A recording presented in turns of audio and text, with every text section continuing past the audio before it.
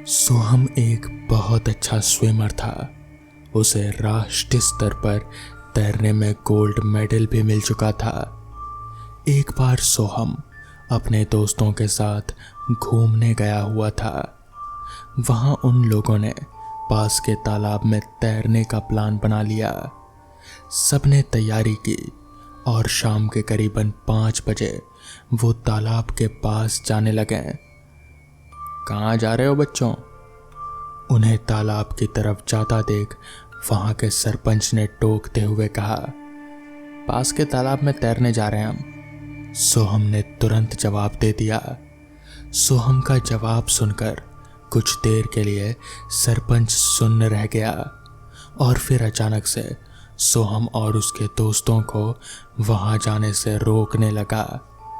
सोहम नहीं समझ पाया कि सरपंच उन लोगों को क्यों रोक रहे हैं।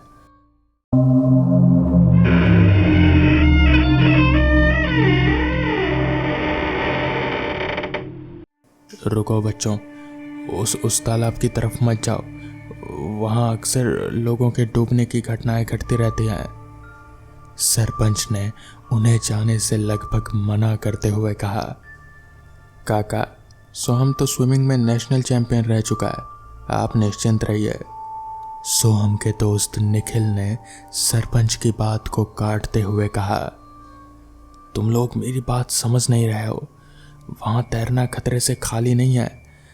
कहते हैं कि वहां डूबकर मरने वाले कई लोगों की आत्माएं उसी तालाब में भटकती रहती हैं और वहां जो भी तैरने वाला दूसरा लोग जाता है वो उन्हें मार डालती है। सरपंच ने उन लोगों को वहां जाने से रोकने के पीछे की असली वजह बता दी और वो वहां से चले गए। काका ने जो कहा, क्या वो सच होगा? सोहम के कुछ दोस्त आपस में बातचीत करते हुए कहने लगे। सोहम और निखिल इन सब बातों पर विश्वास नहीं करते थे। उन दोनों को छोड़कर बाकी सबने वहां से जाने का फैसला बदल लिया।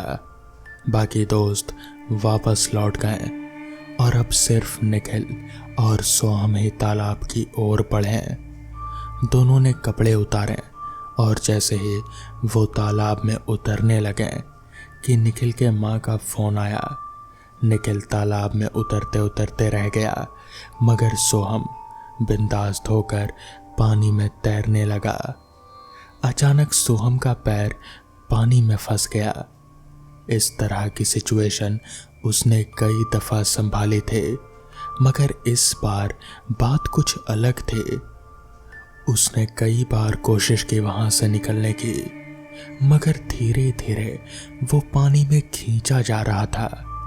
उसने निखिल को आवाज लगाई, मगर जब तक निखिल का ध्यान उस पर जाता तब तक सोहम तालाब के बीचों बीच पहुंच चुका था।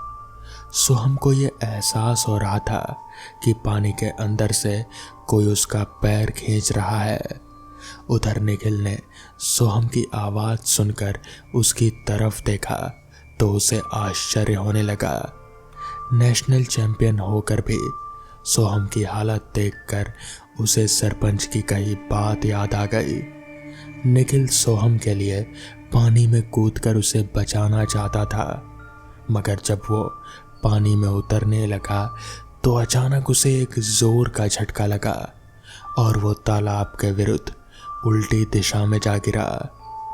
वो झटका इतना ज्यादा था कि निखिल उठ भी नहीं पाया। सोहम ने एक बार पूरी ताकत लगाकर अपना फंसा हुआ पैर बाहर निकाला और वो किनारे की ओर आने लगा। जैसे ही वो किनारे के करीब पहुंचा तो एक बार फिर उसे लगा कि फिर से उसका पैर किसी ने पकड़ रखा है और वो उसे पानी में खींच रहा है। उसी हालत में सोहम की नजर अपने पैरों की तरफ गई और उसे जोर का जैसे झटका लगा। उसे वहां पर कुछ हाथ नजर आए, एक नहीं, दो नहीं, बल्कि कई सारे हाथ। उन्हें देखकर घबराया हुआ सोहम बचाओ, बचाओ चिल्लाने लगा, मगर उसका कोई फायदा नहीं हुआ। निखिल के आंख के सामने ही उसका दोस्त, जो कि तैरने में माहिर था और गोल्ड मेडलिस्ट था, वो असहाय होकर तालाब में डूबता जा रहा था और निखिल चाहकर भी उसकी मदद नहीं कर पाया। करीबन आधे घंटे के संघर्ष करने के बाद सोहम पानी में पूरी तरह से डूब गया और मारा गया। इस हादसे का गवाह निखिल था, जिसने अपनी आंखों से वो सब कुछ देखा था, मगर वो किसी को कुछ कह नहीं पाया। पानी के उस झटके की वजह से उसका मानसिक संतुलन बिगड़ गया था। अब वो उसी तालाब के आसपास पागलों की तरह घूमता रहता है और उसे जो कोई भी दिखता है उससे बस इतना ही कहता है कि तैरना मना है। तो दोस्तों, ये थी आज की पहली कहानी। तो चलिए बढ़ते हैं आज की दूसरी कहानी की ओर। विमल स्टेशन पर खड़ा अपनी ट्रेन का इंतजार कर रहा था। शाम के 4 बजे की ट्रेन थी, पर शायद आज कुछ लेट थी और 10 मिनट लेट होने के बाद ट्रेन अब आ चुकी थी। यात्रियों की भीड़ तुरंत ही ट्रेन की तरफ लपक पड़ी। ये इतने सारे लोग रोज के रोज कहाँ जाते हैं? विमल बुदबुदाया और अपनी बोगी की ओर चल पड़ा। उसकी बोगी थी S1, सीट नंबर 30। विमल ने अपनी सीट खोजी और उस पर अपना सामान रख दिया। ऊपर वाली, वो हमेशा से ही ऊपर वाली सीट ही खोजता था। बोगी में उस टाइम की भीड़ थी। लोग अपने सीट खोजने के लिए इधर उधर भाग रहे थे। काफी शोरगुल था, पर धीरे धीरे ये शोरगुल शांत हो गया। ट्रेन भी अब चल दी थी। विमल ने अपने सहयात्रियों पर नजर डाली। यात्रियों में 2 खूबसूरत लड़कियां थी और एक अधेड़ उम्र के अंकल थे। उनके साथ उनकी वाइफ भी थी और एक जवान जोड़ा भी था, जिनके साथ उनका 4 साल का बच्चा था। बगल वाली सीट पर एक और अंकल भी थे। ट्रेन अपनी पूरी गति में थी। अचानक ही कोने वाले उन अंकल की नज़र बोगी में चिपके एक इश्तिहार पर गई, जिस पर भूत प्रेत, तंत्र मंत्र आदि के छुटकारे की बात कही गई थी। कोने वाले अंकल, जिनका नाम वीरेंद्र सिंह था, उन्होंने बात करने की गरज से दूसरे अंकल, जिनका नाम रोशन था, उनसे कहा, ये बाबाओं लोगों ने तो देश का सर्वनाश कर दिया है। भोली भाली जनता का हमेशा शोषण करती रहती है। आपका क्या मानना है? बिल्कुल ठीक कहा आपने। इन बाबाओं ने तो पूरी जनता को बेवकूफ़ बना दिया है। झाड़ फूक के नाम पर, टोना टोटका के नाम पर इन्होंने भोले भाले लोगों को पैसा लूटना शुरू कर दिया है। सिर्फ अनपढ़ और गवार नहीं, बल्कि पढ़े लिखे लोग भी इनके चक्कर में पड़ जाते हैं। अभी पिछले दिनों की खबर आई थी कि कैसे एक सरकारी अधिकारी ने गड़े धन के लालच में एक तांत्रिक के कहने पर किसी मासूम बच्ची का कत्ल करवा दिया।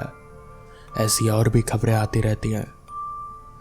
रोशन जी ने तैश में आकर कहा, जी आपने बिल्कुल सही कहा अंकल। एक लड़की ने उनका समर्थन किया।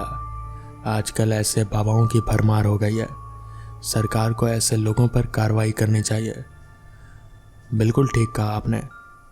एक लड़का जो दूसरी बोगी में था, बातचीत में शामिल होने के लिए इस बोगी में आ गया था। आजकल तो ऐसी बाबाओं का चलन सा हो गया है और मुझे समझ नहीं आता कि आखिर ये लोग किस भूत प्रेत या चुड़ैल की बात करते हैं, जबकि भूत प्रेत ऐसा कुछ तो होता ही नहीं है। माफ़ कीजिएगा भाई साहब, मैं आपकी इस बात से बिल्कुल असहमत हूँ कि भूत प्रेत और चुड़ैल ये सब बिल्कुल झूठ है। बाबा या तांत्रिक गलत हो सकते हैं, पर भूत प्रेत ये सच में होते हैं। आप इनसे इनकार नहीं कर सकते। विमल ने उस लड़के को टोका, बेटा तुम तो पढ़े लिखे मालूम पड़ते हो, फिर भी भूत प्रेत की बातों पर विश्वास करते हो, ऐसा क्यों? सामने बैठे अंकल ने विमल से आश्चर्य भरे शब्दों में पूछा, अंकल मैं भी पहले आप लोगों की तरह ही भूत प्रेत पर विश्वास नहीं करता था। बाबाओं और तांत्रिकों का विरोध किया करता था। भूत प्रेतों, ऊपरी साया, जिन, ये सबको बकवास माना करता था। पर कहते हैं ना कि जिसके साथ होती है वही समझ पाता है। जब मुझ खुद पर एक प्रेत का साया पड़ा तब मुझे उन सब बातों पर विश्वास हो गया। और जिन तांत्रिकों की आप बुराई कर रहे हैं ना, उन्हीं तांत्रिकों में से एक की वजह से मैं जिंदा हूँ। अगर आप मेरी कहानी सुनेंगे तो आपको भी भूत प्रेत, जिन, ये सब पर विश्वास होने लग जाएगा। ऐसा क्या हुआ था तुम्हारे साथ? सामने बैठे लड़के ने कहा, जिसके बाद विमल ने बताना शुरू किया। बात उन दिनों की है जब मैं इंटर के बाद इंजीनियरिंग करने का फैसला किया था। इसके लिए मैंने एक नामी गिरामी कॉलेज में एंट्री का फैसला लिया। मुझे कॉलेज जाने की जितनी खुशी थी उतना ही दुख घर से दूर होने का भी था। एडमिशन के बाद मैंने कॉलेज के हॉस्टल में ही रहने का फैसला किया। मुझे रूम अलॉट हुआ, रूम नंबर 102। मुझे 2 रूम पार्टनर भी मिले, सोमेश और ब्रिजेश। दोनों ही मेरे ही ब्रांच से थे। इस बात की मुझे ज़्यादा खुशी हुई। मेरी पढ़ाई अब शुरू हो चुकी थी। कॉलेज और हॉस्टल में मेरे कई दोस्त बन चुके थे। उन्हीं में से मेरा एक दोस्त था, दीपक। दीपक कुछ ज़्यादा बोलता नहीं था, ना ही ज़्यादा मजाक करता था। और लोग यहाँ मजाक मस्ती के मूड में रहा करते थे। वो पता नहीं कहाँ किन ख्यालों में खोया रहता था। पता नहीं मेरे से ज़्यादा नहीं बोलने वाले लड़के से दोस्ती कैसे हो गई। वो पढ़ने में काफ़ी अच्छा था, इस वजह से मैं उसके टच में ही रहा करता था। धीरे धीरे मुझे उसके बारे में एक बात पता चली। दीपक की रुचि भूत प्रेत, तंत्र मंत्र, भूतिया जगहों, इन सब में ज़्यादा थी। और वो मुझे हमेशा किसी न किसी भूतिया जगह के बारे में बताता रहता था और हमेशा ही भूत प्रेत, जिन्न के बारे में जानकारी इकट्ठा करता रहता था। एक दिन मैं और कुछ लड़के हॉस्टल की छत पर बैठे हुए थे। हमारे साथ दीपक भी था। हमारे बीच ऐसे ही बातचीत हो रही थी।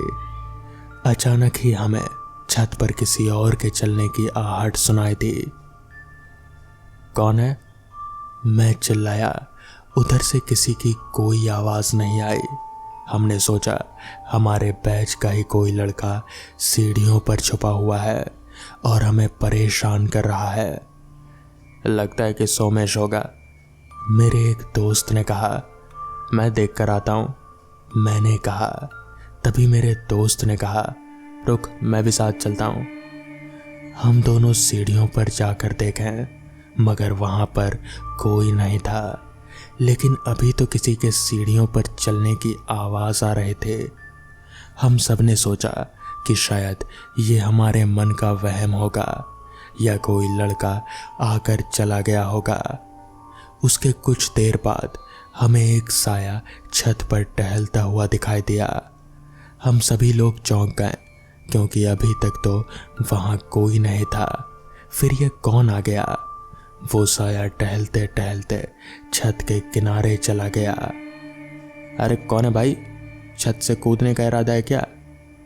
धीरज चिल्लाया। धीरज की बात पर हम सभी हंसने लगे। अचानक ही वो साया सच में छत से कूद गया। हम सभी लोग किनारे की ओर दौड़े और नीचे झांक कर देखा। अंधेरे में कुछ भी नहीं दिख रहा था। मैंने अपनी मोबाइल की टॉर्च जलाकर देखी, नीचे कुछ भी दिखाई नहीं दे रहा था। हम सभी लोग दौड़कर नीचे गए और पूरे हॉस्टल में हल्ला कर दिया कि कोई नीचे कूद गया है। सभी लोग हमारे साथ हो लिए और जिस जगह पर वो साया गिरा था वहां पर पहुंचते ही हमें गहरा सदमा लगा। उस जगह पर कोई नहीं था। हम सभी लोग एक दूसरे का चेहरा देखने लगे। कहाँ कोई गिरा है? क्यों झूठी अफवाह फैला रहे हो? वार्डन ने हम चारों को डांटा, पर हम चारों हैरान थे। एक लोग को गलतफहमी हो सकती है, पर चारों को एक ही गलतफहमी कैसे हो सकती है? हम चारों ने वार्डन से माफ़ी मांग ली और फिर हम चारों अपने रूम में आ गए। वो सब क्या था, किसी को भी कुछ समझ में नहीं आ रहा था, मगर हम सब ने अपनी आंखों से देखा था कि कोई तो छत से कूदा ज़रूर था। खैर, मैं सोने की कोशिश करने लगा, पर नींद कहाँ आनी थी। जैसे ही आंखें बंद करता, वैसे ही एक भयानक चेहरा आंखों के सामने आ जाता। मैंने अपने कानों में ईयरफोन लगाकर गाना सुनने लगा ताकि मुझे नींद आ जाए। फिर धीरे धीरे मुझे कब नींद आ गई मुझे पता ही नहीं चला। अगली सुबह जब हम लोग मेस पर खाना खा रहे थे, तब दीपक ने मुझसे कहा कि उसे मुझसे कुछ बात करनी है और अकेले में। मैंने सोचा ऐसी कौन सी बात है कि वो मुझे अकेले में बताना चाहता है। हम दोनों ऐसी जगह पर गए जहाँ कोई नहीं आता था। दीपक, तूने मुझे यहाँ क्यों बुलाया है? तुझे एक बात बतानी है।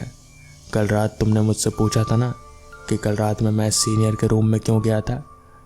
हाँ यार, तूने तो बता दिया ना कि उनसे कोई किताब लेने गया था।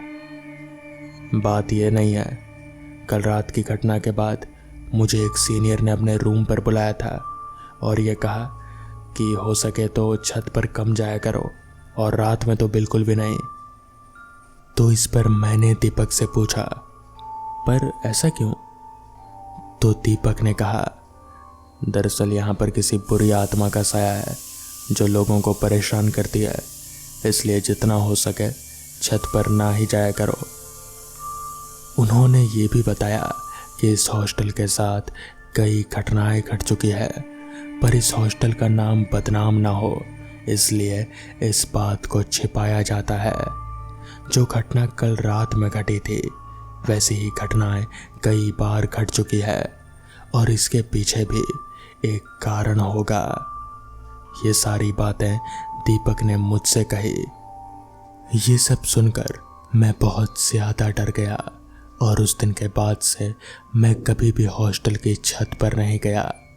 मगर फिर मुझे नींद आने में बहुत परेशानी होने लगी। अजीब अजीब सपने आते थे। मैंने ये बात दीपक से कही तो फिर उसने मुझे एक तांत्रिक के पास से एक ताबीज ला कर दी और उसे पहने रहने को कहा। मैंने जैसे ही वो ताबीज पहनी तो फिर उस दिन के बाद से मुझे कोई भी बुरे सपने नहीं आए। तो दोस्तों, ये थी आज की कहानियाँ। अगर आपको ये कहानियाँ पसंद आई हों तो वीडियो को लाइक और चैनल को सब्सक्राइब करना ना भूलें। तो मैं आपका दोस्त आर्यन जल्द ही मिलूँगा आपसे ऐसी ही नई कहानियों के साथ। तब तक के लिए अपना ख्याल रखें।